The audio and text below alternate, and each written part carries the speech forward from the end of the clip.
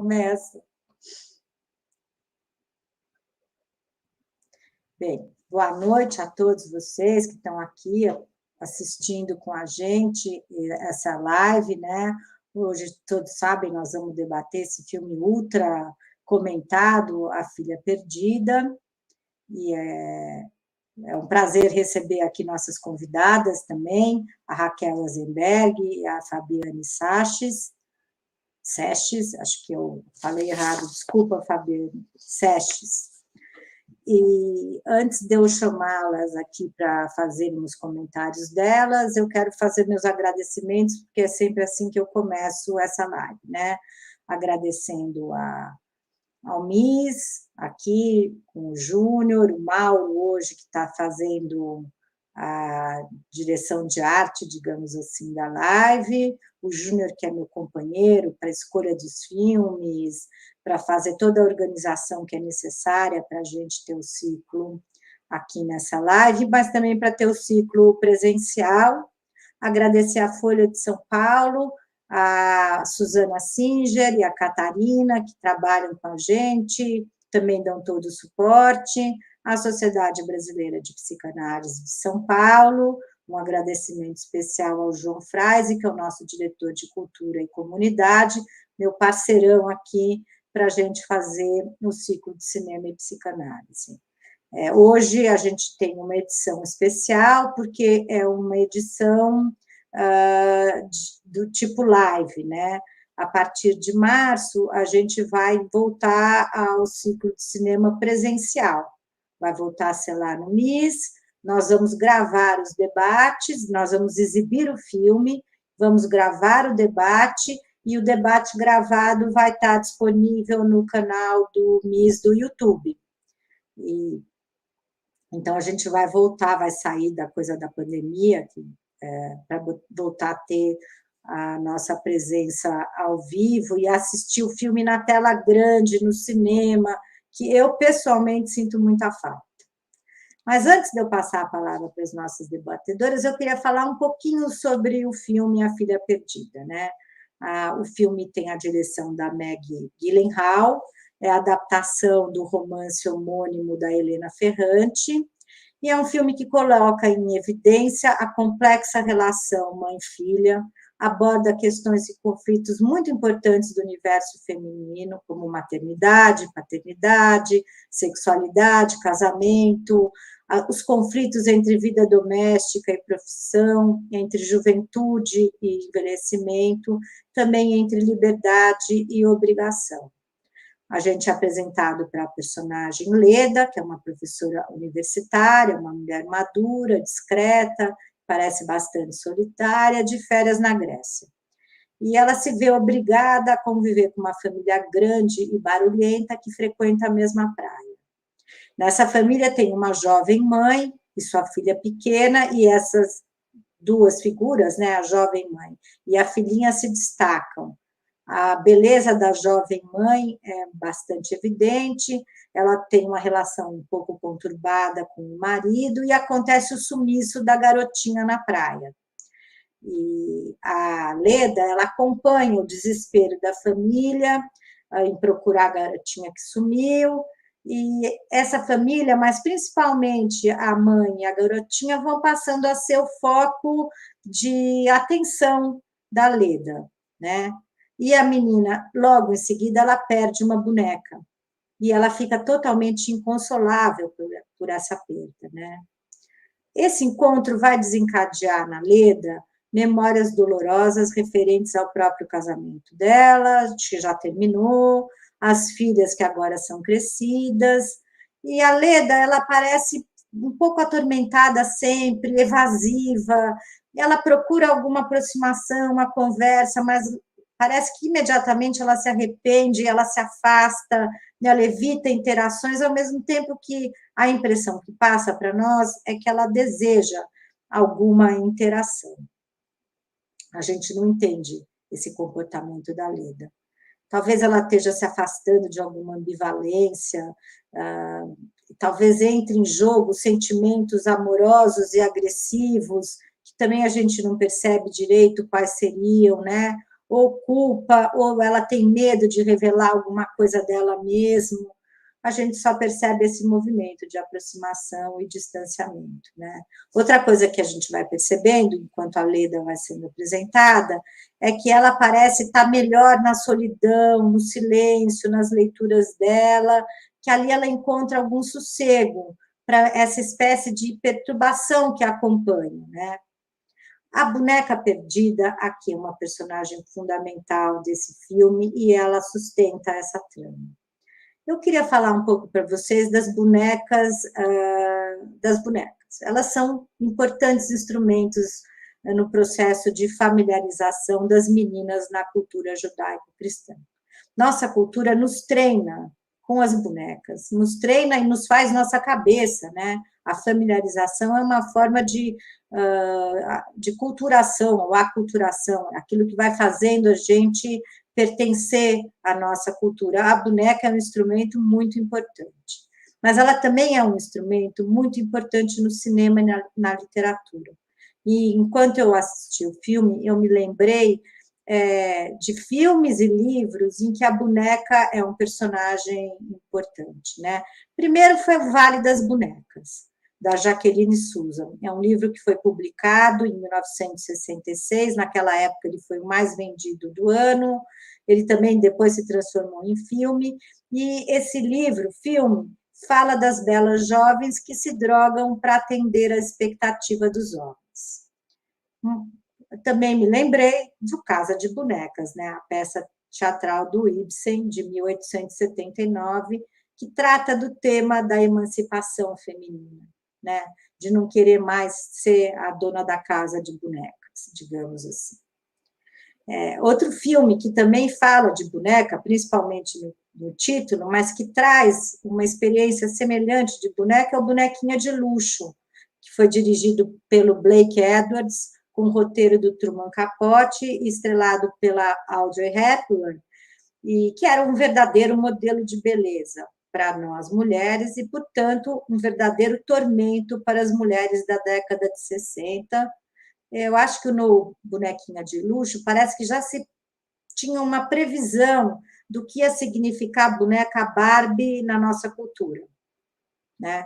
A boneca Barbie como uma espécie de massacre de modelo, de beleza, de corpo, massacrou muitas mulheres, muitas mesmo. Está lá o Bonequinha de Luxo com um modelo de ser mulher, como se deve ser mulher.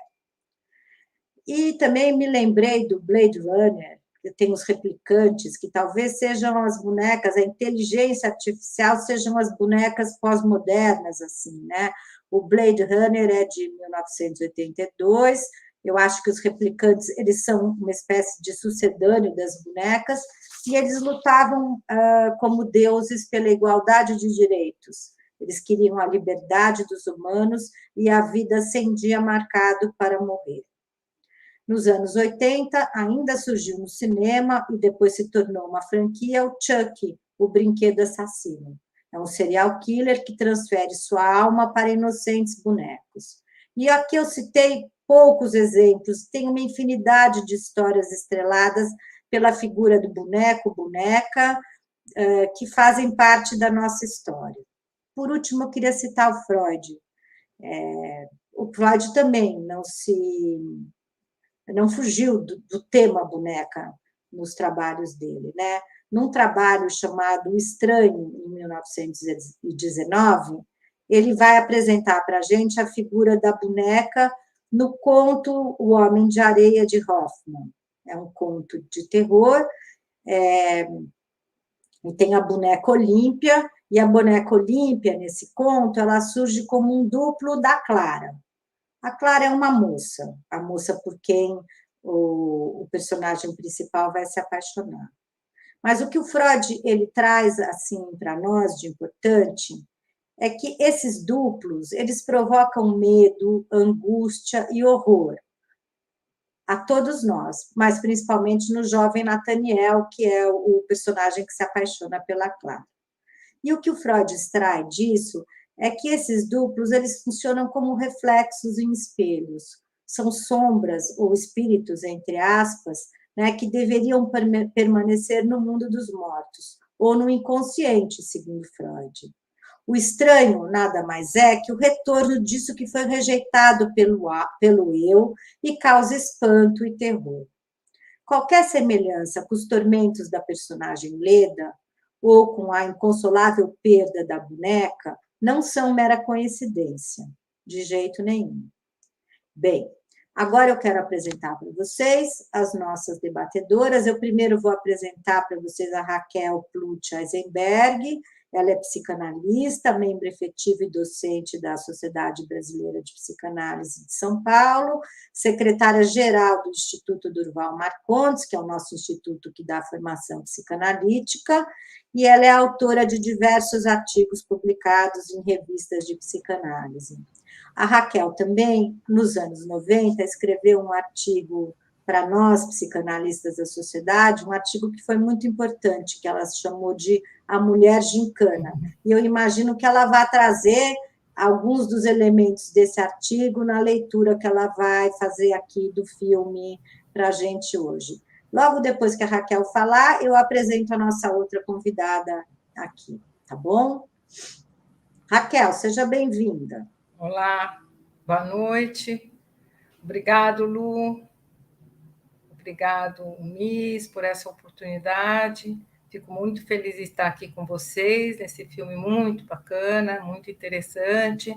Agradeço também a Folha de São Paulo pelo suporte e a Sociedade Brasileira de Psicanálise, né, a Diretoria de Cultura, o meu amigo João Fraser, que está à frente, e a Luciana, como sempre, muito interessante, inteligente, trazendo para nós esse encontro entre psicanálise e cinema.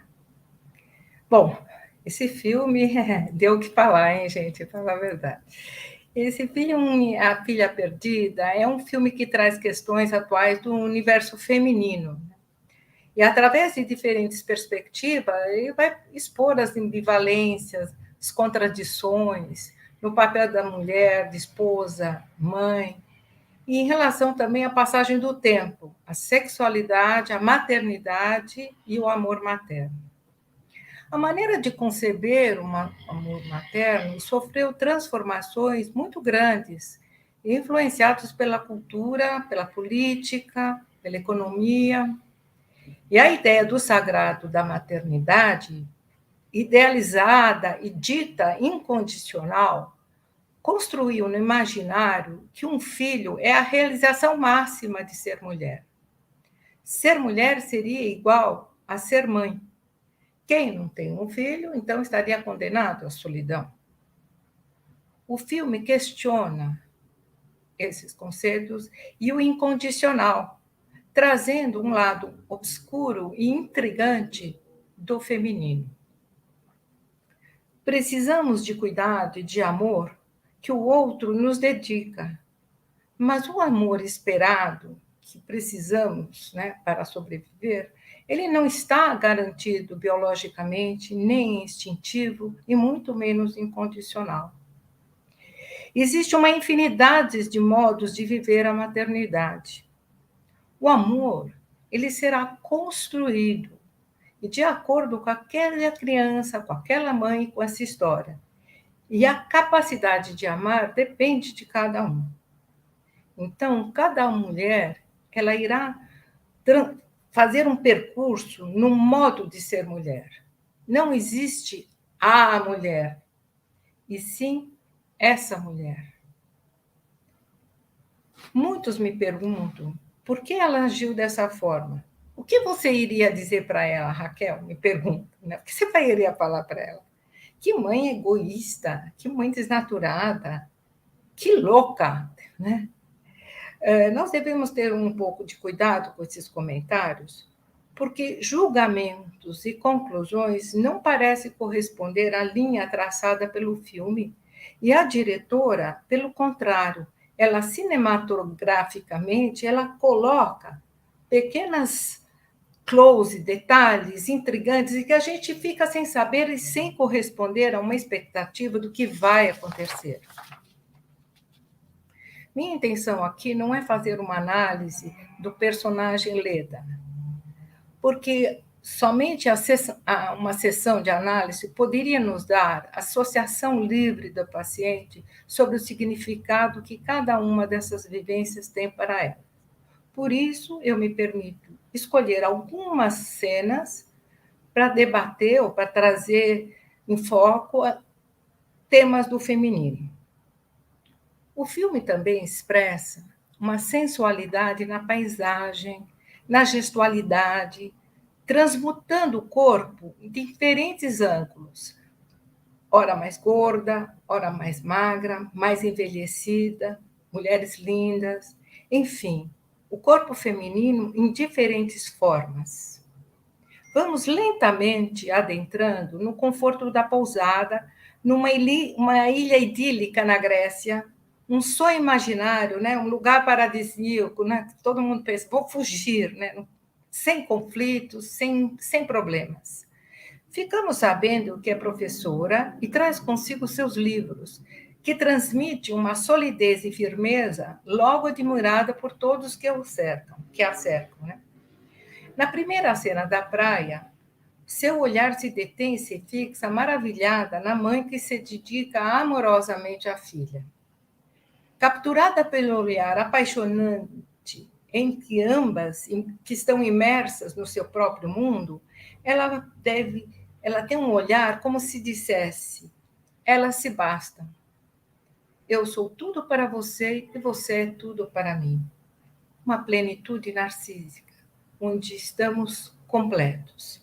A criança, ela tem uma ilusão que o mundo gira ao seu redor, sentimento primordial da onipotência infantil. Sua Majestade, o bebê. Inicialmente é assim.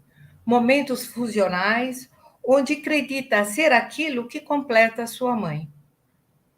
E a mãe se ocupa das necessidades da criança, acolhe, nutre e se identifica com ela, o que nós chamamos de preocupação materna primária.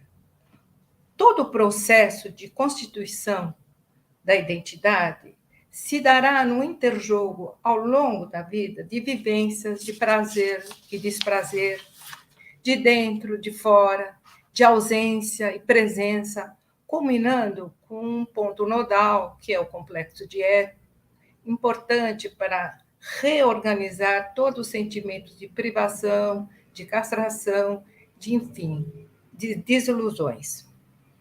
É impossível corresponder a toda demanda de amor, e o princípio da realidade se impõe. No decorrer do filme, vemos Leda presenciar outras cenas menos idílicas, onde os espinhos da relação mãe-filha aparecem. A posse do objeto, a tirania da criança, aquele grude. A criança, que antes era doce, se torna irritada, irritante, tirânica e onipresente. Enfim, a relação mãe-filha é um complexo emaranhado de desejos e impulsos, muitas vezes contraditórios entre si. Amor e ódio estão presentes intensamente. A criança tem que lidar com o medo da perda do amor da mãe, seus impulsos destrutivos, e a mãe, pelo seu lado, deverá se haver com os encargos, estranhamentos, desilusões e responsabilidades.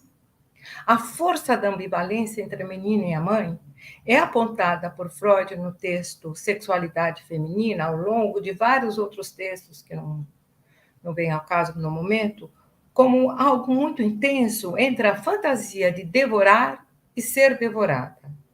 Que eu diria angústias de intrusão e angústias de separação. Quanto mais intensa for a ambivalência, mais difícil é a separação necessária para a construção do caminho de ser uma mulher a seu modo.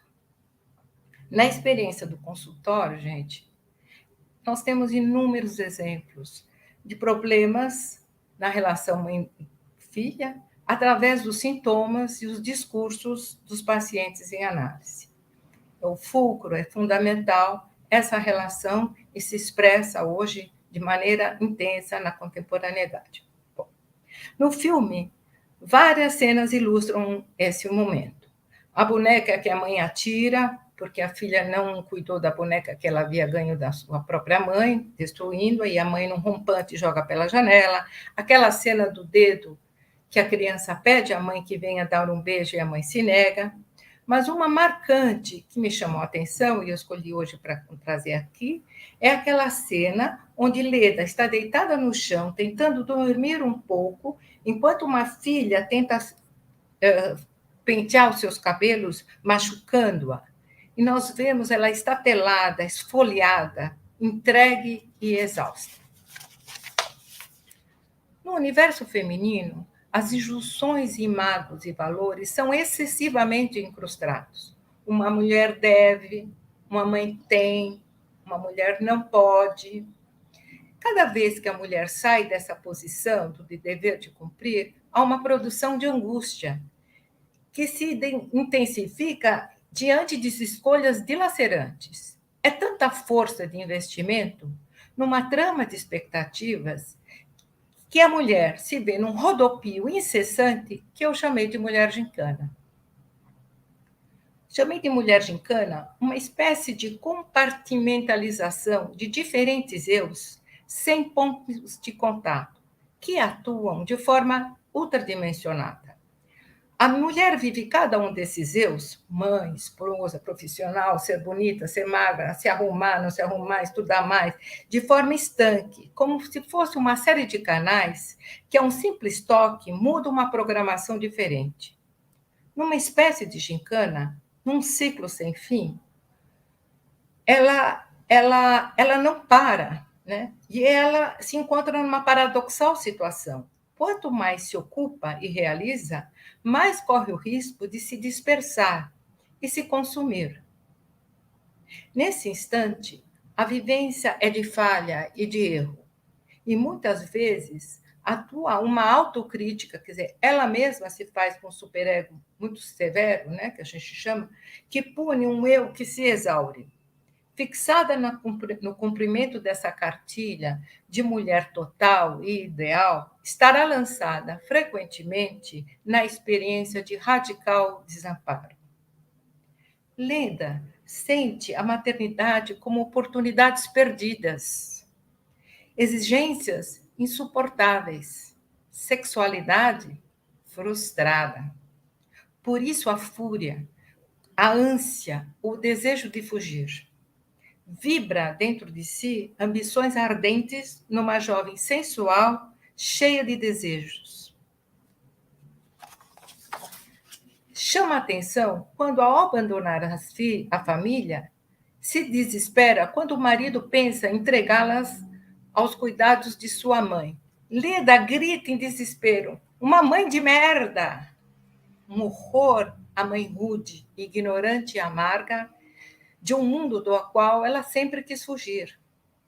Eu fiz uma semelhança com aquele barco, aquela turma que vem perturbar, um pessoal que faz barulho, grosseiro, irritante. Ficamos assim sabendo da sua relação traumática com sua mãe. E corre o risco de ela reeditar com a filha o vínculo que teve com sua própria mãe.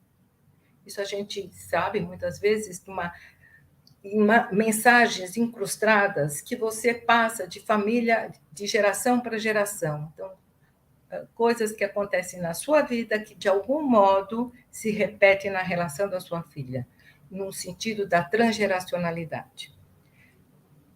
Novamente, na praia, retornam a inquietação, o mal-estar, a gente vai vendo ela se desorganizar.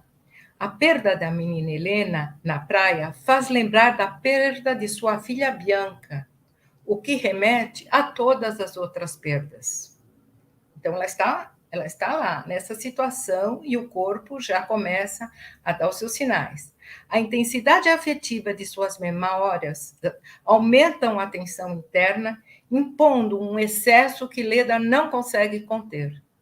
Há uma descarga pela ação intempestiva no surpreendente e inquietante roubo da boneca. Frente ao inusitado, de posse da boneca, Leda se entrega a uma espécie de devaneio e fantasia, dando um caráter meio bizarro, uma espécie de dissociação, uma espécie de clivagem do eu. Freud considera o estranho aquilo que nos assusta e que remete ao mesmo tempo ao conhecido, velho e ao mesmo tempo familiar. Algo escondido num eu vivido como um passado que retorna. Ao se entreter com a boneca, vemos os processos inconscientes atuarem na sua atemporalidade. Tem deslocamentos, condensações, o inapreensível, contornos do eu vão se desfazendo. Sabemos da importância da boneca, o ursinho, o cobertor, que funcionam como objetos transicionais na elaboração da noção de ilusão e de desilusão. O brincar e o devanear têm, para o adulto e para a criança, uma importante representação. A boneca, nesse sentido, poderia ter uma função como um duplo: cuidar e ser cuidada, quebrar, consertar, restituir. Parece que tinha uma função de unificar diferentes vivências. A boneca também pode representar muitas filhas perdidas, inclusive a si mesma. O infantil que nos habita, criança ou adulto, não é um infantilismo, mas sim um retorno que busca dar conta da insuficiência fundamental do ser humano, que é o desamparo comum a todos nós frente aos obstáculos e o desafio de viver. Eu acho que eu vou parar por aí, né, Luciana? E dar voz para depois vir as perguntas. Tá certo, Raquel. Muito obrigada pelos seus comentários. Tenho certeza que já vai dar muita conversa aqui no nosso chat. Vocês que estão assistindo a gente podem mandar perguntas, comentários, que à medida do possível as nossas debatedoras vão procurar aprofundar aí os temas. Eu queria, antes de chamar a nossa outra convidada, falar para vocês que hoje a gente tem a tradução em Libras do Dauro e da Amanda. Agradecer o Dauro e a Amanda, e também agradecer a minha colega, a nossa colega da Sociedade de Psicanálise, a Marcela Monteiro de Souza e Silva, porque a Marcela vai nos ajudar aqui a selecionar as perguntas. São muitos os comentários, nem sempre eu consigo dar conta de acompanhar o debate e os comentários, então a gente tem aqui também hoje a Marcela ajudando a gente. Agora eu tenho a honra e o prazer de chamar a Fabiane Seixas para continuar esse debate. A Fabiane é psicanalista, ela é mestre e doutoranda em teoria literária e literatura comparada na Universidade de São Paulo, escreve sobre literatura, cinema e psicanálise para a Folha de São Paulo e para a revista 451 e também para outros veículos. E ela é autora do livro Helena Ferrante, uma longa experiência de ausência, da editora Claraboia. O livro foi editado em 2020. E é um prazer ter aqui a Fabiane, que é uma especialista em Helena Ferrante, né, Fabiane, para poder conversar com a gente. Muito obrigada por você ter aceito o nosso convite. Imagina, Luciana, fiquei muito contente e gostei muito de ouvir você, a sua introdução e também os comentários da nossa colega. Acho que esse debate vai render, né? Porque eu acho que tem muito... eu acho que vocês duas usaram uma palavra que, para mim, é central e talvez a palavra que constitui, constitutiva e que, de alguma maneira, constitui a obra da Ferrante, que é ambivalência, ambiguidade, né? A Ferrante, ela gosta muito de psicanálise, né? Vou falar um pouquinho de bastidores antes de entrar no filme. A gente sabe disso porque ela concede algumas entrevistas por escrito sempre, né? Helena Ferrante é um pseudônimo, a gente não sabe, não tem certeza quem é a mulher por trás desse nome, né? A gente acredita que seja uma mulher, porque ela escolheu um nome de mulher e ela se refere a si mesma como mulher em todas as entrevistas. E existe um livro chamado Frantumália, que foi publicado em português também, Os Caminhos de uma Escritora, que reúne textos que seriam, em tese, textos de não ficção, né? Então, ensaios, entrevistas, pequenos artigos que a Ferrante, discursos que ela escreveu ao longo da vida, ao longo desses 30 anos que ela vem publicando com esse nome, Ferrante. E nas entrevistas que a gente lê nesse livro, ela fala de psicanálise diversas vezes. Muitas vezes porque ela é questionada, né? A gente imagina que quem goste e conheça um pouco de psicanálise vá querer saber dela também, o quanto ela se interessa, porque a impressão que a gente tem ao ler o livro A Filha Perdida, ao ver o filme, ao conhecer a obra da Ferrante, outras obras, né?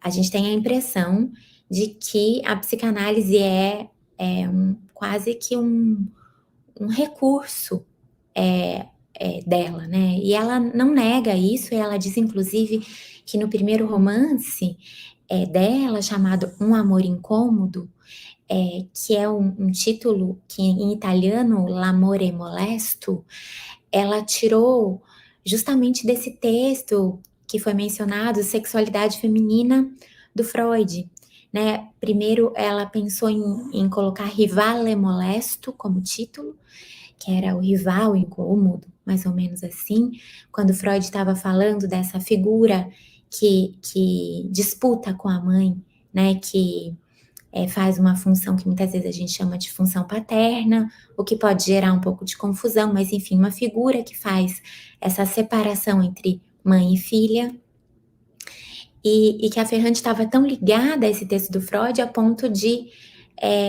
recorrer a ele para dar o título do primeiro romance dela publicado em 1992. Depois ela diz que ela jogou trechos inteiros desses romances quando ela achou que ela estava muito colada à teoria psicanalítica, ou seja, quando a literatura, quando a criação literária parecia quase uma ilustração da teoria. Ela disse que fazia isso de uma forma inconsciente, mas que quando ela relia, algumas vezes ela percebia que ela estava colada demais. Eu ainda acho que esse primeiro livro dela, Um Amor Incômodo, que também foi adaptado para o cinema, quase toda a obra dela foi adaptada para o cinema, os romances todos, né? Só o livro infantil que ainda não foi adaptado, mas os romances todos foram ou estão sendo adaptados. O que é curioso também, né, é da gente pensar aqui, né, nesse paralelo entre a linguagem literária e a linguagem cinematográfica. Eu ainda acho que esse primeiro livro dela está bastante colado à teoria, digamos assim, psicanalítica. E eu acho que ela foi se soltando e se tornando um pouco mais literária mesmo, embora o primeiro livro dela já tenha sido premiado, como eu contei, adaptado, enfim, foi uma estreia no campo literário dentro de uma roda, né, lá na Itália, ainda muito bem recebida.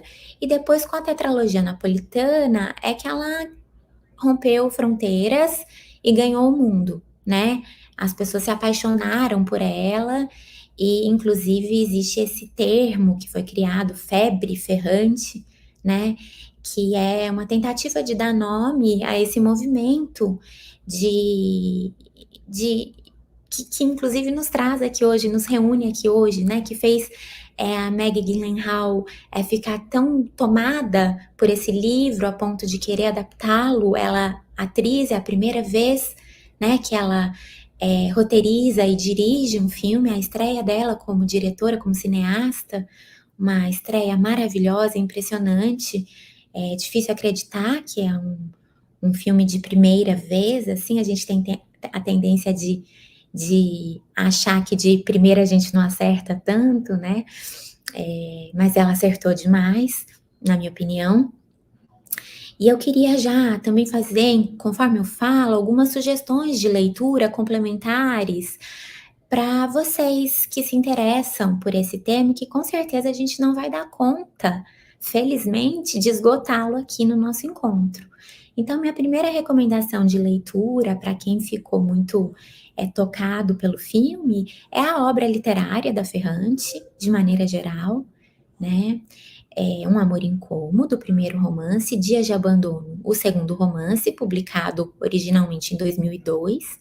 Depois, A Filha Perdida, ela tem um livro infantil que é muito interessante, se a gente pensar em paralelos com A Filha Perdida, De Noite na Praia, né? É o título do livro, e a protagonista é uma boneca também, que se perde na praia, que é esquecida na praia pela sua mãe, a menina, a Mati, né? E é um livro muito bonito e muito obscuro também. Embora muitas pessoas acreditem que um livro infantil deva ser claro, né? A Ferrante tem essa defesa, além da palavra ambivalência, uma outra palavra que eu usaria e que está no título original da Filha Perdida, é obscuridade, né? Ela quer preservar uma certa obscuridade. Então, no título original, A Filha Perdida, na verdade, se chama La Filha Oscura, e a tradução é difícil mesmo, a gente sabe que a tradução literária é muito difícil de fazer e muito fácil de criticar, mas é uma tradução que desperta muita dúvida, as pessoas às vezes, confundem com o último volume da tetralogia napolitana, que é, na verdade, um único romance formado por 4 volumes, publicado em 4 volumes, inicialmente de 2012 a 2014, e o último volume tem um título chamado A História da Menina Perdida. Aí sim, em italiano, ela usou a palavra perduta, mas no A Filha Perdida, que estamos aqui conversando hoje, ela usou La Filha Oscura, que seria mais a filha sombria, a filha obscura. Mas os títulos dos livros, eles também passam, né, por uma série de questões editoriais, questões de mercado, e traduzir de um idioma para outro é sempre muito difícil. Então, essa é uma pergunta que me fazem muito, o que eu acho da tradução desse título. E a Francesca Criselli, que é uma tradutora que conhece muito de psicanálise, sobrinha de psicanalista, traduziu muita coisa de psicanálise, ela traduziu Dias de Abandono, da Ferrante, uma tradução que eu gosto muito. E ela também disse que recebe muitas vezes essa pergunta, né? Como ela teria traduzido La Filha Oscura para o português? Quem traduziu foi o Marcello Lino, né? Um outro tradutor da Ferrante aqui no Brasil. Ela tem 3 tradutores, porque, embora a obra dela não seja muito extensa, nem também tão pouca assim, ela tem 3 tradutores. Então, o primeiro romance foi traduzido pelo Marcello Lino, o segundo romance pela Francesca Criselli, o terceiro romance pelo Marcello Lino, que traduziu também o livro infantil, a tetralogia napolitana, que na verdade foi a primeira obra publicada da Ferrante no Brasil e em muitos países do mundo, foi traduzida pelo Maurício Santana Dias, que é um professor de literatura italiana da USP, que adora Ferrante e que tem uma visão e ideias, hipóteses muito interessantes sobre a obra dela. E depois, o último romance, A Vida Mentirosa dos Adultos, e o Frantumalha foram traduzidos pelo Marcello Lino. Essa distribuição aconteceu porque a obra da Ferrante é publicada no Brasil por 2 editoras diferentes, a Intrínseca e a Editora Globo, com o selo Biblioteca Azul. Então, a tetralogia napolitana e Dias de Abandono saíram pela Globo, pela Biblioteca Azul, e todos os outros pela Intrínseca. Então, isso justifica um pouco essa diferença da escolha dos tradutores. Mas eu acho que o que justifica mesmo é a tal da febre ferrante, né? Leitores e leitoras, principalmente, ficaram ávidos depois de ler a tetralogia e houve uma pressão, né, das pessoas para que a obra dela toda fosse traduzida e publicada. Então, enquanto o Maurício Santana Dias estava traduzindo 1.700, 1.800 páginas da tetralogia, a Francesca estava traduzindo Dias de Abandono, e Marcelo Lino estava traduzindo os outros livros.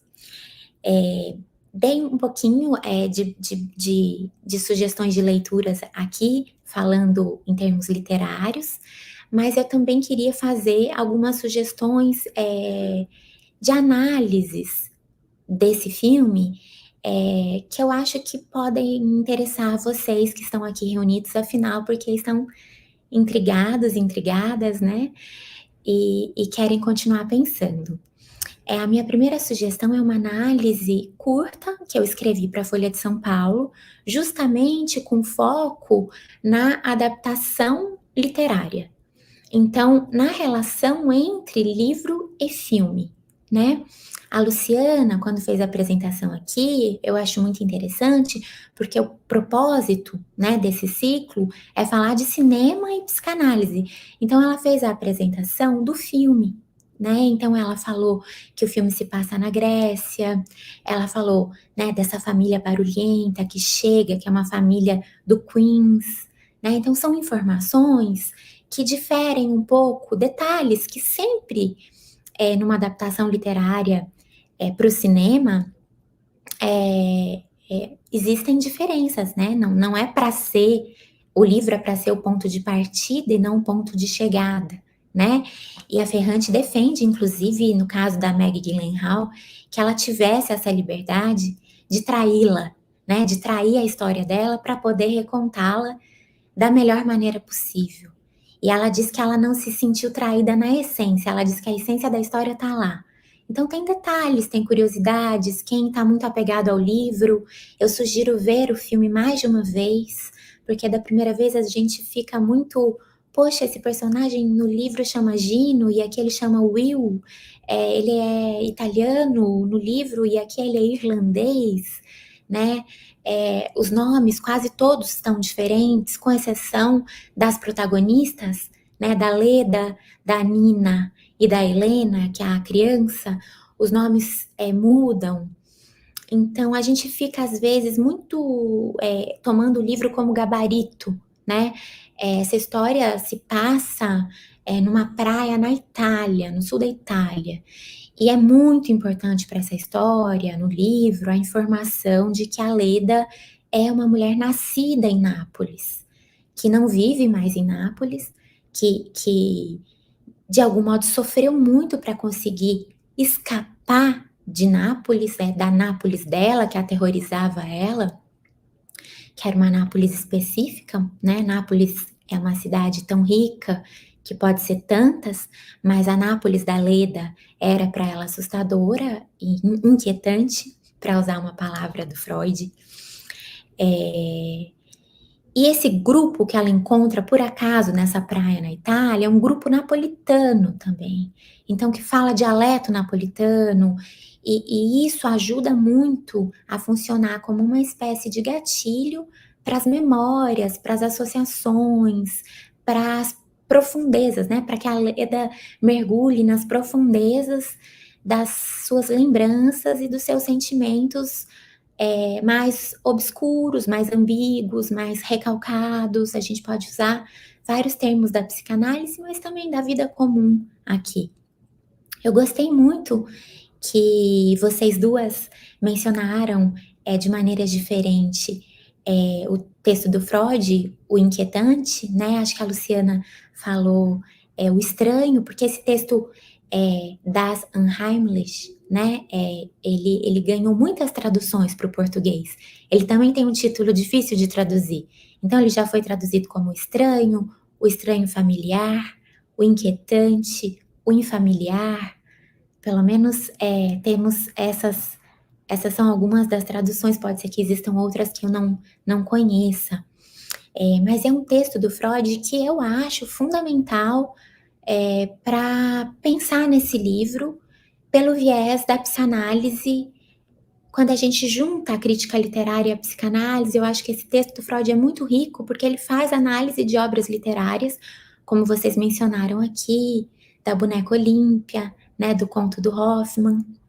E eu gostei muito da Luciana Brie falando um pouco sobre desse imaginário da figura da boneca, né, que ao mesmo tempo é tão terno, pode ser tão terno, e pode ser tão sombrio, né? Ela deu exemplos mais pueris e exemplos assustadores de filme de terror, né? E a gente sabe, né? Quem brinca de boneca, não importa se homem, mulher, não importa como se identifique, quem brinca de boneca sabe que nessa brincadeira tem uma espécie de jogo de duplo, de espelho mesmo, né? E eu penso também na imagem das bonecas russas, ou das matrioscas, né? Que é uma boneca que está dentro da outra boneca, né? Quantas mulheres estão dentro de uma única mulher, né? Como vocês falaram, não existe a mulher, existe essa mulher. E essa mulher com essas outras mulheres dentro dela, né? Com uma complexidade que a cultura muitas vezes desencoraja, busca achatar, né? Então, eu fico pessoalmente feliz, sendo mulher, que a Ferrante suscite essas questões, que a gente se afaste, né, de um discurso mais idealizado, ou de um discurso mais superficial, ou de um discurso mais opressor sobre a experiência da maternidade, seja ela experimentada no polo de mãe ou de filha, né? No livro, uma coisa que eu gosto muito é que a Leda, ela oscila mais entre esses polos, né? As memórias dela e as dores dela, ora aparecem como filha, em memórias que ela tem da própria mãe, ora aparecem como mãe, né? No filme, a impressão que eu tenho é que isso está lá, né? Tem 2 ou 3 frases muito fortes sobre a mãe da Leda, uma delas que vocês mencionaram aqui, mas no livro, digamos que a Ferrante conseguiu dar um peso mais equilibrado a esses 2 papéis, o de filha e o de mãe. No filme, por exemplo, quando cai aquela pinha, né, nas costas da Leda, que machuca a Leda, que deixa um roxo, no livro, a Ferrante diz que esse roxo, essa mancha,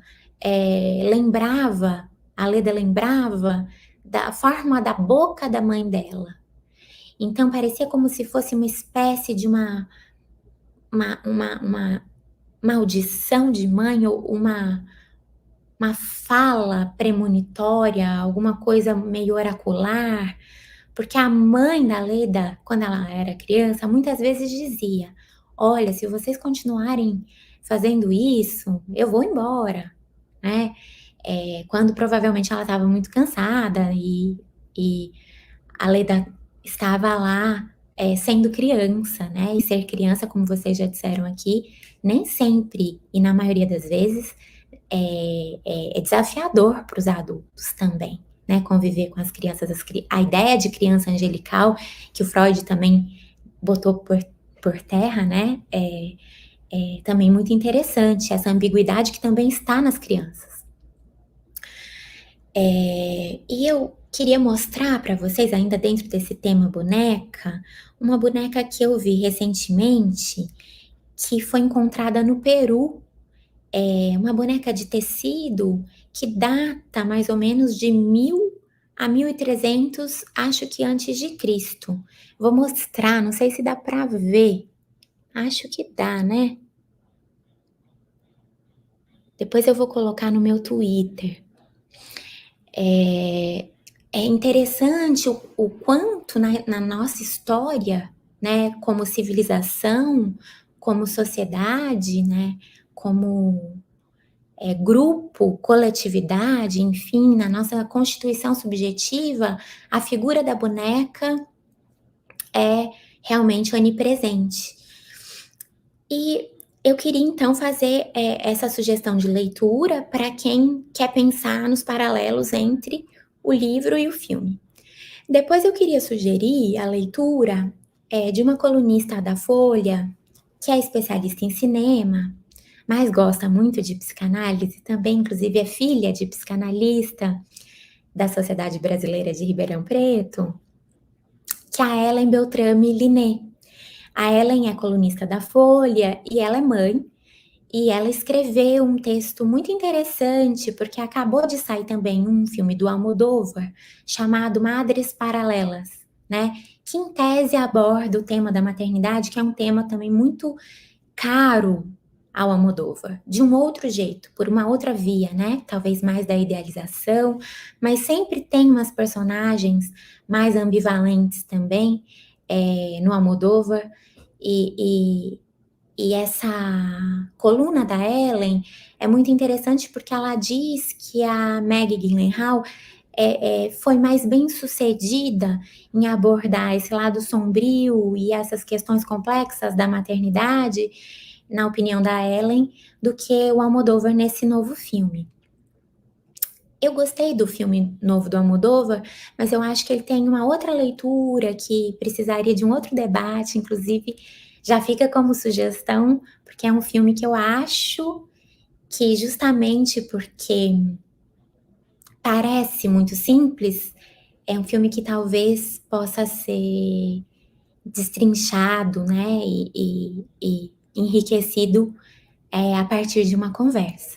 Então, eu queria deixar essa segunda sugestão de leitura, que é a coluna da Ellen. E a terceira sugestão é a minha coluna, que eu publiquei agora no Rascunho. É muito ruim a gente sugerir nossos próprios textos, mas como eu acabei de publicar e tem muito a ver com o que estamos conversando aqui hoje, talvez algumas pessoas se interessem. É uma coluna mais longa, então eu tenho um pouco mais de espaço, quase o dobro do número de caracteres da análise que eu fiz para a Folha. E a análise da Folha tinha essa proposta muito específica de contrastar livro e filme, né? E nessa coluna eu penso um pouco mais, de uma maneira mais ampla, a questão da maternidade em toda a obra da Ferrante. Então eu falo um pouco de toda a obra dela e proponho algumas reflexões. Fora isso, a leitura do Inquietante, do Freud, que a gente já falou tanto aqui hoje, e que eu acho que ilumina realmente a leitura da Ferrante, a leitura do filme da Maggie Gyllenhaal também. Eu teria muito a falar, acho que todas nós aqui, mas eu acho que fica mais interessante, né, se a gente abrir espaço para as perguntas e para o debate. Então eu vou encerrar essa primeira fala e gostaria de abrir espaço para que a gente conversasse. Muito obrigada, Fabiane. Fabiane, você trouxe coisas muito interessantes para a gente. Eu não conhecia a tradução do Obscura. O filme, em alguns momentos, principalmente a primeira vez que eu assisti, ele tinha uns toques de filme de terror, de suspense, né? Que está muito ligado a esse clima do obscuro, ou do estranho. Eu queria começar fazendo uma pergunta para vocês, embora a gente tenha várias perguntas aqui no chat, mas eu fiquei interessada, eu queria ouvir de vocês, da Raquel, de você, Fabiane. Tem um momento no filme que a Leda fala, entre aspas, mal das filhas dela. Né? Isso já é uma coisa muito rara na literatura. Hoje os filhos falam mal dos pais com muita facilidade, mas ainda não é fácil os pais e as mães falarem mal dos filhos. E ela faz uma análise muito cortante da relação dela com a Bianca. A Bianca, uma filha que está sempre sugando ela, sempre tentando tirar dela tudo que ela tem. Eu queria que se Raquel e Fabiane pudessem falar um pouco mais do que vocês assistiram no filme ou do que vocês leram no livro sobre essa relação. Acho que a Raquel podia começar, depois a gente passa a palavra para a Fabiane. Bom, deixa eu só falar uma coisa. Eu Eu, nos agradecimentos, esqueci de falar para a Fabiane que eu tinha lido o livro dela, que eu gostei muito. Que legal, Raquel. Uma longa experiência de ausência, muito interessante, sua análise da toda a história da Helena, e eu fiquei, assim, muito atenta ao tempo, no sentido de trazer a questão do filme, né? Porque no livro é verdade que você encontra muito mais elementos, muito mais refinamento das associações. Então, essa questão com as filhas, eu já nem lembro mais se era no filme ou no livro, né? Que ela se queixa que uma se parecia mais com ela.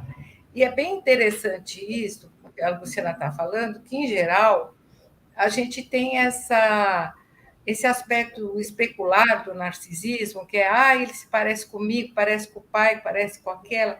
Então, no sentido narcisista, né? No sentido de você se espelhar no seu filho e projetar neles todos os seus ideais, né? Então, é verdade, Luciana, chama a atenção como ela talvez haja aí um ressentimento em relação às expectativas e o que cada filha tirou o pior de mim, né? Essas identificações, onde você vê no outro aquilo que você não quer ver em você. E isso também acontece em relação à mãe, né? Todas nós, e vocês duas, assim, um pouco mais, que depois que fica mais velha, a gente percebe que a gente tem os mesmos defeitos que a mãe da gente, daqueles dos quais você criticava, né? Nessas identificações cruzadas. Mas chama a atenção que ela critica mesmo as filhas, e eu tenho, assim, essa questão que o livro mostra mais, o amargor da mãe, de uma senhora muito magra, ela descreve a mãe dela como uma pessoa dura, pessoa assim, e mesmo na Amiga Genial, tem essa representação de uma mãe cansada, uma mãe brava, e provavelmente a gente sabe que, em determinado contexto social, a mulher ela é meio escravizada em todos os sentidos. Então, ela repete com a filha uma dureza que ela não tem com o filho homem, né? Mais no sentido de uma idealização do meu filho e uma depreciação das meninas, porque, nesse sentido, eu acho que a Leda carrega também uma mãe, porque você dá o que você recebe, né, de certa maneira. O olhar dela em relação às filhas me parece ser também uma imago internalizada de uma mãe severa que vai ver o que você não tem, o que está te faltando e o peso da responsabilidade. Fabiane, aqui você pode indicar os seus livros e seus artigos, sem problema nenhum. A gente está gostando muito e só vai ter para a gente se enriquecer com tudo isso, tá? Não precisa ter vergonha, não. Mas agora eu passo a palavra para você falar um pouco dessa relação mãe e filha, Leda Bianca, né? Que é um pouco diferente da Leda com a Marta, inclusive, que é a segunda filha. Fiquei muito feliz de saber que a Raquel leu o livro. Tem um capítulo, né? Esse livro partiu da minha pesquisa de mestrado, que foi sobre a tetralogia napolitana. Então, o foco maior do livro está na tetralogia, porque é considerada a obra-prima da Ferrante. Mas ela diz em entrevistas que, apesar disso, a obra mais difícil para ela, mais sofrida de escrever, foi A Filha Perdida.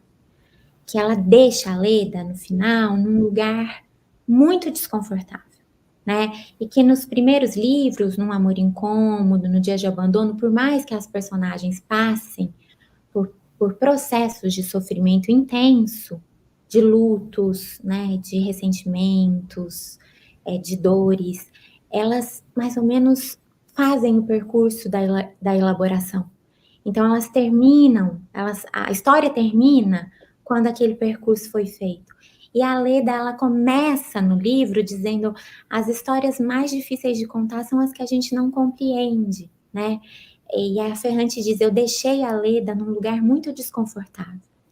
E a gente vê isso no filme também, né? Muita gente não gosta do filme porque fala, não entendi o filme, porque ele realmente não é, um filme didático nesse sentido, né? Ele explora muito. Você falou, Luciana, que no começo ele tem até essas cenas mais escuras, né? E eu acho que esse contraste entre o claro e o escuro é muito importante para Ferrante. E a Maggie Gyllenhaal transferiu isso para a linguagem cinematográfica de uma maneira belíssima, porque a primeira cena do filme é a Leda numa praia à noite, que é uma praia escura, mas mais ou menos iluminada pela lua, e ela tá com uma roupa toda branca, né? Então já tem esse enigma, né? E depois tem aquela cena do farol, né? No apartamento, as luzes ainda estão apagadas, ela chega na cidade à noite, ela até diz no livro, eu não gosto muito de chegar nos lugares à noite, né? Mas ela chega à noite. E aí ela vê que tem um farol que ilumina o apartamento completamente, mas não é uma luz confortável. É quase como um excesso de clarão. É quase como se fosse uma metáfora, alguma coisa simbólica para dizer o que vinha por aí em termos de jornada psíquica, né? De que ela teria acesso a conteúdos muito dolorosos que talvez ela não tivesse preparada para ter, né? E ela comete um ato impensado aí, um ato que a gente pode dizer inconsciente, que é um spoiler leve que eu acho que a gente pode dar aqui, que é o roubo da boneca, né, da menina. E o que significa isso? Nem ela consegue compreender, né? Ela queria ferir aquela mãe, aquela criança que a princípio ela idealizou, né? Ela queria fazer um corte entre elas ao tirar a boneca, ou ela queria recuperar algo da experiência dela com as próprias filhas que ela perdeu, ou com a própria mãe, né? Ou consigo mesma, né? Enfim, acho que todas essas respostas estão corretas, né? A Ferrante soma, né? Ela se sobrepõe, né? Uma coisa não exclui a outra, então fica meio vertiginoso. Mas em relação a Marta e a Bianca, eu acho interessante porque, assim, toda a obra da Ferrante, as protagonistas nunca têm filhos homens, eu acho. Elas sempre escrevem em primeira pessoa e elas sempre têm filhas mulheres. A Lila, que é uma personagem muito importante da tetralogia, tem um filho homem.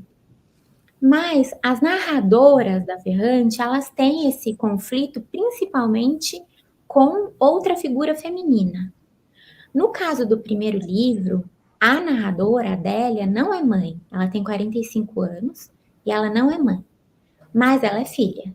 E ela está falando da relação dela com essa mãe, que era uma figura extraordinária, mas também de quem ela às vezes sentia vergonha, com quem ela sentia exatamente o que o Freud narra lá no texto da sexualidade feminina, e que é o livro que eu disse para vocês que eu acho que é mais colado à teoria, né? Agora, na tetralogia, ela reencena muita coisa que acontece nesse livro, Na Filha Perdida. Então, parece que, assim, como se fosse uma pessoa que está tendo um sonho, um outro sonho, com um enredo um pouco diferente, mas que os afetos estão lá, todos os mesmos afetos, a gente reconhece. As bonecas, né, a ambivalência, a questão com a mãe. E a Raquel falou uma coisa muito legal, que isso de primeiro a filha sente uma repulsa, talvez necessária, né, para se distinguir da mãe, né, para se tornar autônoma, e se ela faz isso de uma maneira saudável, essa divisão não necessariamente é negativa, ao contrário, mas depois, ao longo da vida, a gente vai acomodando, vai encontrando formas de acomodar essa mãe em quem a gente é. E no primeiro livro da Ferrante, isso acontece de uma maneira muito simbólica. A filha veste a roupa da mãe, né? E antes ela não conseguia se entender com essa mãe de modo nenhum. E essa mãe tá morta. E ela tem que se entender com ela, com essa mãe que tá introjetada mesmo, né? Porque ela já não existe no mundo dos vivos. E na tetralogia, a Helena Greco, né, que é a narradora, ela também tem uma repulsa pela mãe, que é o fato dessa mãe ser tão dura quanto você falou, ressentida, talvez justamente porque foi empurrada para um lugar social, um único lugar social que cabia a ela como mulher naquele bairro, naquela comunidade, que era a dona de casa, a mãe, que não tinha sido uma escolha, né? Ela tinha sido meio empurrada para aquele papel. Então, parece que ela se ressentia disso ao mesmo tempo que ela amava a filha. Então, uma coisa também não exclui a outra. Mas ela arrastava o pé, né? Ela tinha como se fosse uma espécie de deficiência física, né? E a Helena dizia que se emparelhou com a Lila, a Helena da tetralogia, escolheu essa outra figura feminina como identificação, que é a amiga, que era muito ágil e que tinha canelas finas e que não parava nunca. Como se ela dissesse, eu preciso de um outro modelo feminino. Esse modelo que arrasta o pé não me serve. Mas no fim da vida, quando a Helena envelhece, ela começa, né, a arrastar o pé. E aí a Lila até provoca ela e diz, bom, você conseguiu acomodar sua mãe assim, arrastando o passo. Então é tão bonito isso que a Ferrante faz, né, porque é simbólico, é metafórico, é poético, mas representa afetos muito complexos, né, que na psicanálise a gente poderia abordar por outras vias, enfim, mas na arte a gente tem essa síntese poética, né, ou essas imagens poéticas que concentram um número de informação muito forte. O fato da mãe falar mal, criticar as filhas, né, faz com que as personagens dela sejam um pouco antipáticas, né? Tem uma amiga muito querida que assistiu o filme e falou: não gostei dela, ela é má. E aí eu falei para ela: tenta ler o livro, ou tenta ler textos sobre o filme para ir pensando por outros ângulos. E essa minha amiga E também tem a ideia assim, que por que tem mãe que às vezes se irrita com as filhas, nem gosta. claro, E não, é tão difícil a gente acreditar, né? Isso que você está falando, como é duro a gente perceber que pode ter mães que nem sabem se deveriam ter filhos ou se querem ser filhos. Hoje nós temos a possibilidade, né, Fabiane, de pensar se você quer ter filho ou não, né? Como uma opção e como não como uma coisa incondicional. Se você é mulher, você tem que ter, porque antes ficava como uma coisa errada você não querer a maternidade. Então, nesse sentido, é verdade. A tua amiga estava falando, né, que é duro a gente ver uma mãe que... E no consultório a gente tem isso, por exemplo, mães que têm inveja da filha, que a filha se desenvolve e elas acham que elas têm que sustentá-las ou que têm que dar a elas tudo que elas não puderam ter. Existe, às vezes, uma competição da mãe em relação à juventude da filha, de ataques veiculados. Então, é muito difícil também, para quem está vendo, essa percepção de que o amor não é incondicional, né? E que existem mães que não têm aquilo que a gente acredita que naturalmente deveriam ter por serem mães, né? Eu acho que essa tua amiga estava falando, não gosto, porque muita gente me perguntou, nossa, como ela é egoísta, como ela é má. Mas, ao mesmo tempo, já que você estava falando da beleza do filme, o interessante da Helena Ferrante é como ela coloca sempre a dialética em jogo, né? E se você pegar, é que não dá tempo, né? As fírulas, cada paisagem, cada cena, como quadros representativos do simbólico, que ficam abertos para o espectador dar o seu sentido. Então, muita gente pergunta, o que você achou do pêssego? O que você achou daquela cena do cinema? Enfim, é como se fosse um quebra-cabeça, e a beleza no sentido cinematográfico, porque no livro você tem outras possibilidades criativas, né? E que, enfim, cada um no seu saber. Mas, de qualquer forma, concordo com você. Tem gente que tem um mal-estar. E, por Sim, outro lado, Raquel, eu nem achei que sempre, Hã? Raquel, nem sempre querendo ter filhos, na hora que os Sim, filhos surgem, a gente dá eles conta.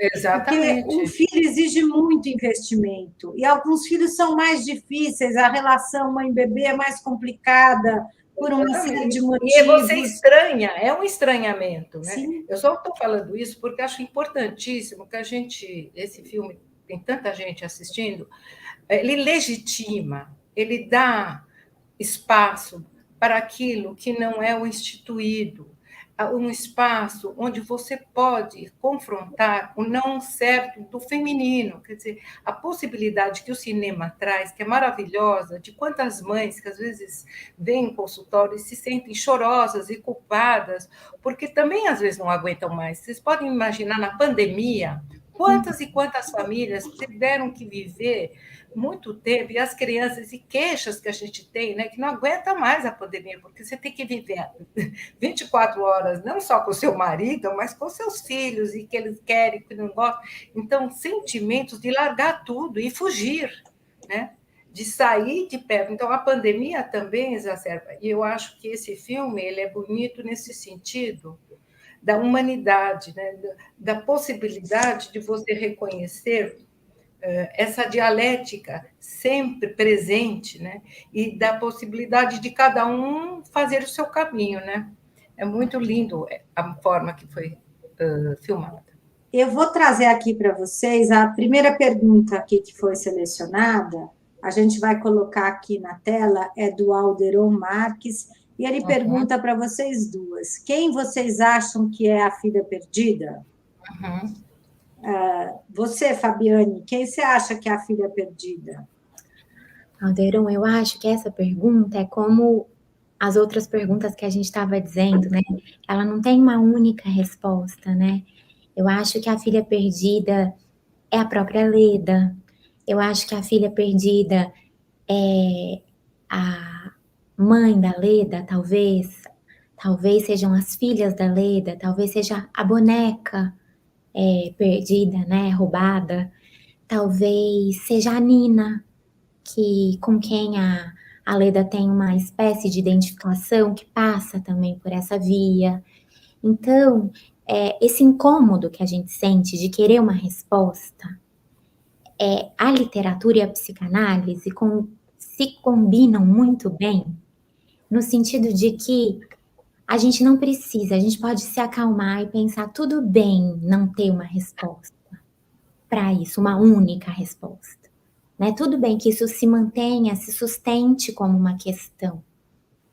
Eu estou muito feliz de estar conversando com vocês aqui, que são psicanalistas, a Luciana e a Raquel, porque já é um outro tipo de conversa que a gente tem, né? Porque a Ferrante tem uma frase na tetralogia que ela diz assim, a vida, ao contrário dos romances, embora ela diga isso dentro de um romance, ela diz assim, a vida, ao contrário dos romances, caminha mais para a obscuridade do que para a clareza.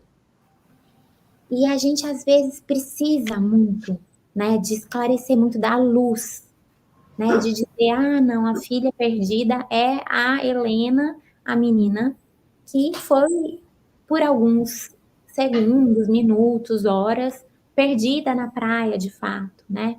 Ou a filha perdida é a boneca que a Leda roubou. A gente não sabe, né? Eu acho que o título é tão interessante justamente porque a gente não sabe.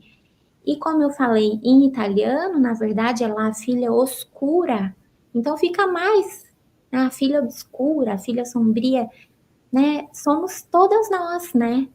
Todas nós que somos filhas, nem todas somos mães biologicamente ou desempenhando um papel social de mãe, mas todas somos filhas, né? Então, uma coisa que eu gosto muito que tem no livro, uma frase que tem no livro e que ficou de fora do filme, é quando a Leda diz assim: Uma mãe não é nada mais do que uma filha que brinca. Então, que a gente aprende a ser mãe ainda criança, brincando disso, né? E depois, quando a gente eventualmente se torna mãe, eu não sou mãe, e talvez não seja, talvez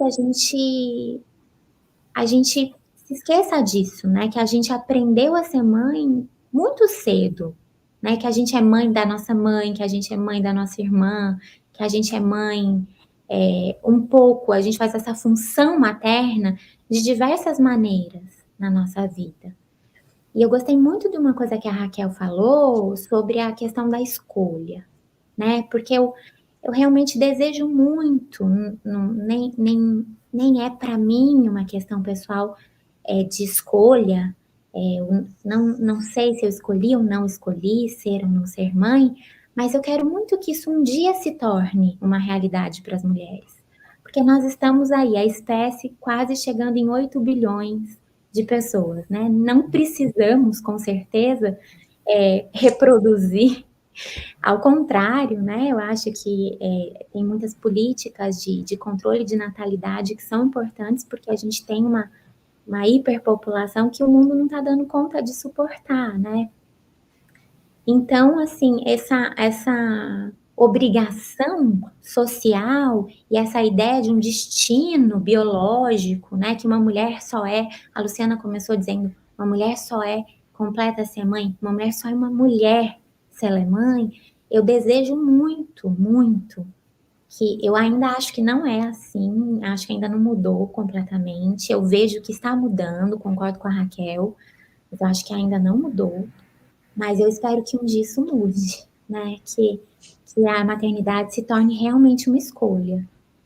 E mesmo assim, como a Luciana falou, né? Às vezes você escolhe, mas isso não quer dizer que a ideia da maternidade vai corresponder à experiência da maternidade.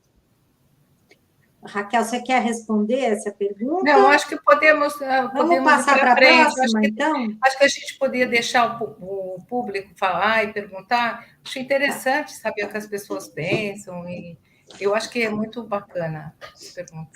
A gente tem agora a pergunta da Maria do Carmo Duco, ela gostaria que fosse discutida por vocês a cena da cigarra no travesseiro da personagem. Não sei se vocês se lembram da cena, Raquel, você lembra? Que ela Eu lembro, tá. Mas a gente pode... Você não quer depois pegando mais cena, assim, mais perguntas, se tiver muitas, mas a cena da cigarra, eu incluiria, não sei se... Eu incluiria entre as várias cenas que ela coloca do inusitado, daquilo que não tem uma resposta. Por exemplo, ela colocou aquela intrigante vagalume, né, lá do lado da cama, do nada, o farol que de repente passa, aquele pêssego que se encontra logo na entrada, que a gente pode pensar que são elementos que trazem a questão do inesperado, né? Daquilo que você não imaginava encontrar. Então, por exemplo, o pêssego, no sentido de que é um pêssego bonito, mas você vai levantar, ele está podre. Como a ideia de que você espera uma coisa e devolve outra. Tem o tempo. Aquela cigarra do lado é algo assim, o que você está fazendo aqui? Né? Um farol. Para mim foi assustador. E ao mesmo tempo, você veja que interessante, ela em muitos momentos está totalmente tranquila, né? Ela vai numa ilha idílica, buscar a paz, buscar o conforto. Então a gente vê aquele quarto lindo, tudo arrumado, tudo idílico, né? Mas tem o pêssego que não estava tão bom, tem esse farol que apresenta, tem. Então, como na vida, né? A gente vai em busca de não quero conflitos, mas eles estão conosco e esse inesperado, né? Aquilo que foge das nossas... E ela se assusta, é isso que eu queria... Veja, é muito interessante que ela vai mudando de postura. Tem horas que a Leda, no filme, parece... uma interpretação maravilhosa, que ela parece altiva, orgulhosa de si mesma, decidida, prepotente. Em alguns outros momentos, ela tem medo. Você vê que ela se assusta, fecha janelas. Então, esse momento onde esse jeito tão narcísico de quem se acha, de quem está dentro do mundo intelectual, ao mesmo tempo tem seus temores, tem seus medos que a assustam. Então, eu acho que essa cena ela está ligada com vários elementos que a gente pode... Um deles, por exemplo, que no meu entender, é o começo do filme. Ela está toda feliz, indo numa estrada toda tortuosa, mas como a vida também, tortuosa, difícil. Quer dizer, são elementos que a diretora vai apontando, que talvez no livro ela se desenvolva mais, mas em si mesmo não é um significado, só teria um significado se ela estivesse no meu divã e eu iria perguntar para ela, me conta aqui, né? O que você sentiu nesse momento? Mas, assim, em termos do filme, eu penso que tem esse sentido que ela quer dar para o inusitado, que a vida não é como a gente pensa que é. Nem uma ilha paradisíaca. Fabiane, você quer acrescentar alguma coisa ou a gente já passa para a próxima pergunta? O que você quer? Eu acho que assim, a gente vai ter sempre vontade de falar mais, mas eu também acho que a gente pode ouvir mais as perguntas, né? Tá bom. Então, vamos para a próxima. É da Dora Tognoli, ela fala que é muito interessante o sentido obscura no lugar de perdida. E fica a pergunta: a maternidade hoje evoca do obscuro que causa espanto e inquieta? Seria o que eu entendo da pergunta, é se hoje a maternidade é um lugar mais obscuro, ou eu tenho um sentido obscuro de espanto e de inquietude, quando antes parecia algo natural e oceânico, como Freud fala, algo dado, que era inquestionável, né? Acho que vocês trataram um pouco desse assunto. Sim.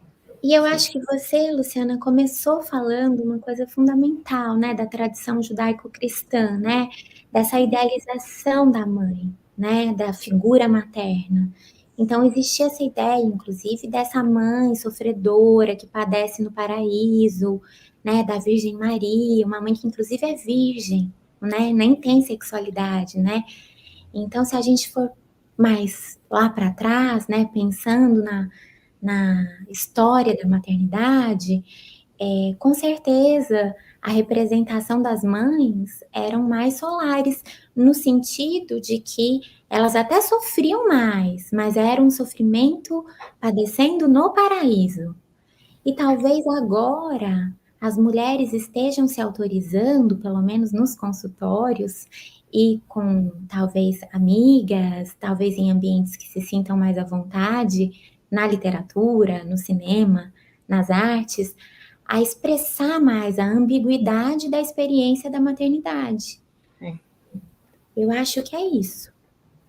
E também, só complementando, né, que o ideal inscrito do papel já era muito mais definido. A mulher só tinha um papel de maternidade, né? O lugar social que você ocupa hoje se ampliou demais, né? Hoje não está mais ordenado como você tem que viver. Isso até dá uma produção de angústia, porque você não sabe exatamente o que você pode fazer para ter um lugar de representação de importância, porque, ao mesmo tempo, ampliou-se muito o espectro de possibilidade de realização pessoal. Então, existe a possibilidade de você não querer, existem outros caminhos de realização. E, antigamente, era só essa realização de ser mulher. Então, uma romantização excessiva, né, do papel e do príncipe encantado, e do casamento, e do marido, né, que a gente brinca com as bonecas, quando eu vou ser assim. Por outro lado, faz parte do sonho, da ilusão, que tem um lado do crescimento. Na contemporaneidade, eu acho que hoje a gente tem esse questionamento, por isso é muito importante que a gente não tenha um horror, mas é a possibilidade de ser iluminado um aspecto, vamos dizer assim, não tão bonito das pessoas se disserem. Sabe, Raquel, tem um livro aqui no consultório que é sobre a história da mulher no Brasil. Ele pega textos desde 1500 e pouco. E nos anos 500 e 600, não se fala nem a palavra mulher, se fala a palavra madre, que quer dizer útero. Porque nem se interessavam pela mulher, só se interessavam pelo produto do útero. Sim. Então, a palavra que circula é útero, que é o que vai dar. Então, imagina que em 500 anos de útero, até ser mulher com direitos, a desejos, interesses e tudo, é uma longa caminhada histórica, né? De muita luta e de muita mudança social também. Eu vou pôr a outra. A Simone ela fala, inclusive, que essas conquistas que você está mencionando, elas são muito frágeis, né, ainda. Então, que a qualquer momento a gente pode perdê-las, que a gente precisa ainda zelar muito por elas, porque elas não estão estabelecidas, né? É verdade, Fabiane, não estão estabelecidas mesmo. A revolução é muito grande e não é fácil. Também não é fácil para as mulheres serem mulheres gincana, como disse a Raquel, trabalharem, terem filhos. Assim, a vida ficou muito complicada, ela é muito complexa também, né? Complicada e complexa. Não estou dizendo que era bom ser útero, só útero também. Não dá muito até para imaginar historicamente o que é ser só um útero, né? Mas tem um livro que acho que é da Ana Miranda, que chama... Eu esqueci o nome, em que ela fala da imigração das primeiras mulheres para o Brasil, que eram as que estavam em orfanatos, virando freiras, e elas vêm para o Brasil para procriar, né? Porque precisava se procriar aqui.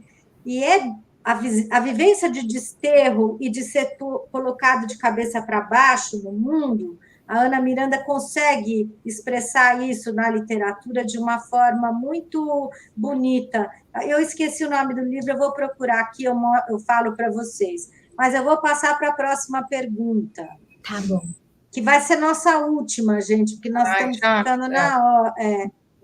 A filha obscura, perdida, não diz respeito ao instinto filicida que habita todos nós e que se faz ver em diferentes formas? Vamos falar, então, um pouco sobre esse instinto filicida. Quer começar, Raquel? O instinto filicida, eu não diria que seria tão específico, mas a agressividade, o desejo de se livrar daquilo que se incomoda, os aspectos agressivos, os aspectos não elaborados, assim como no filme tem aquela minhoca dentro da boneca que ela retira, é uma forma de representação daquilo que nos dá nojo, daquele que a gente não gosta de si mesma. Então, em certos casos, né, principalmente na depressão pós-parto, que a gente às vezes encontra, é uma rejeição no sentido do estranhamento daquilo que não me pertence. Porque, veja bem, você tem uma identidade e, de repente, tem algo na sua frente que é sua responsabilidade, do qual você se estranha. Em algumas mulheres, não estou dizendo de maneira... Isso existe. Agora, eu não pensaria que teria um desejo específico, porém, são sensações de estranhamento, onde você não quer se haver com essa transformação. Inclusive, a filha perdida, eu pensei no sentido, você perde a sua identidade de filha quando você se torna mãe. Então, você também passa por um outro registro de se saber, que ninguém também nasceu mãe. Você vai com a criança sendo mãe e você vai também se destituindo do caráter de filha e fala com a sua mãe interna. Então, dependendo das suas representações, das suas vivências, você tem uma tendência, isso Freud estudou, de uma repetição dos imagos internalizados, de fazer o mesmo. Então, quando o bebê chora, você tem um circuito interno de busca, de acolher aquele choro, depende de também como você foi acolhida.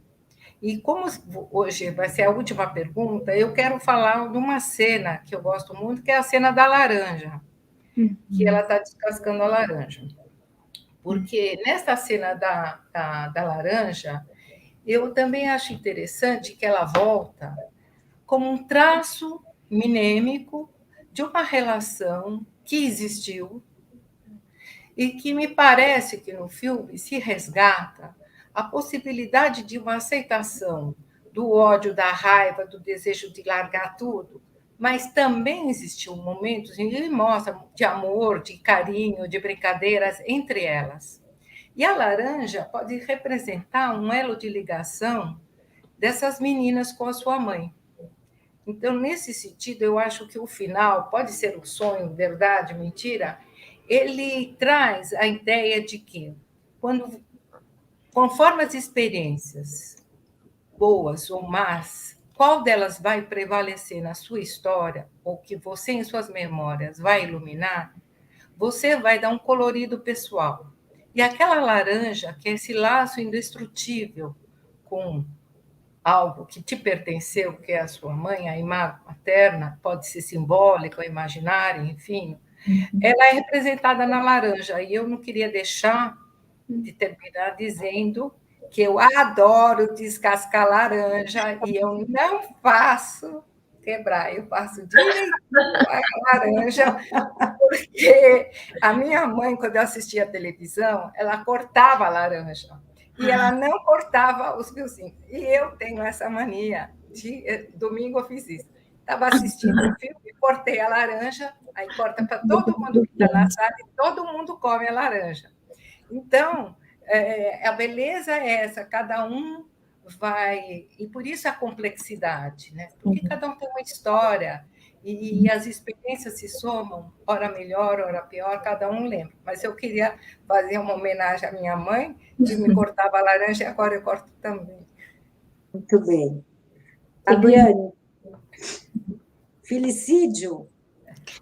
Eu concordo com a Raquel, não acho que é uma questão assim tão específica, mas vamos pensar em pulsão de morte, né, de destruição, essa ambivalência da qual a gente está falando, né, a mesma mãe que cuida também está exausta, né, também está...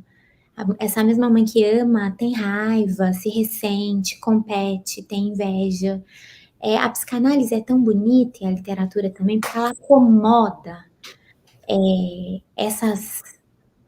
Eu vou usar a palavra feio. O feio da gente, embora não seja feio, mas para a cultura é, né?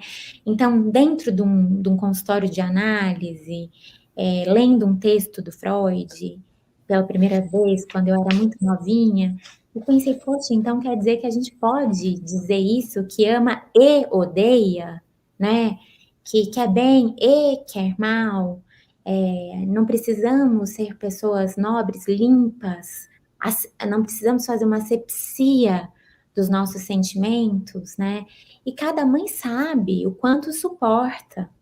E cada relação, eu gostei muito que a Raquel recorrentemente disse aqui que o significado é subjetivo, né? Nunca é um dicionário que vai te dizer. É aquela história daquela pessoa, né? Então, é muito difícil julgar, analisar de fora qualquer experiência que não seja nossa própria, e a nossa já é difícil, né? Porque cada dupla tem uma dinâmica, e cada mãe sabe o quanto de terror suporta, o quanto de amor suporta. A Clarice, ela tem um conto muito bonito, que nem é sobre maternidade, que acho que se chama A Menor Mulher do Mundo. Mas você conhece? Ela conta que tem uma senhora que viu uma foto no jornal dessa menor mulher do mundo, que parece que media 40 centímetros, uma coisa assim. Era uma coisa quase fantástica, né? E que portanto, foi impressa no jornal em tamanho real, né, assim. E que essa mulher foi tomada de uma ternura que era perigoso deixar ela sozinha com aquela ternura. A Clarice tinha muito isso, né? Naquele outro conto dela, do ovo, né? Daquela criança do pintinho, que ama aquele pintinho, mas ela mata o pintinho, né? Esmaga o pintinho. E eu acho que na psicanálise a gente vai olhar para as nossas sombras, né? E o mundo, que é muito mais pragmático, que é muito mais asséptico, tenta chamar a gente para a luz, né? Para uma coisa assim,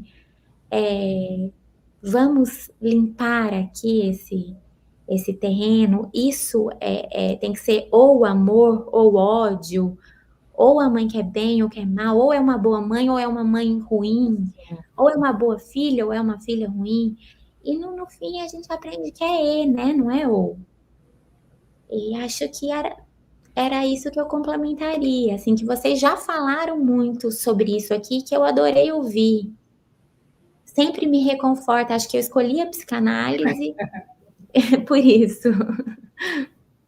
Olha, a gente escolheu para... Se a gente consegue ter uma boa conversa como essa que a gente teve hoje, isso alimenta a gente com a laranja, com o fiozinho da casca de laranja, né, Raquel? Meu pai era quem cortava as frutas e descascava a laranja. Sim. Isso é alimento para todos nós, né? Esses traços então, que pertencem ao nosso patrimônio pessoal, né? Traços de memória aí que ficam.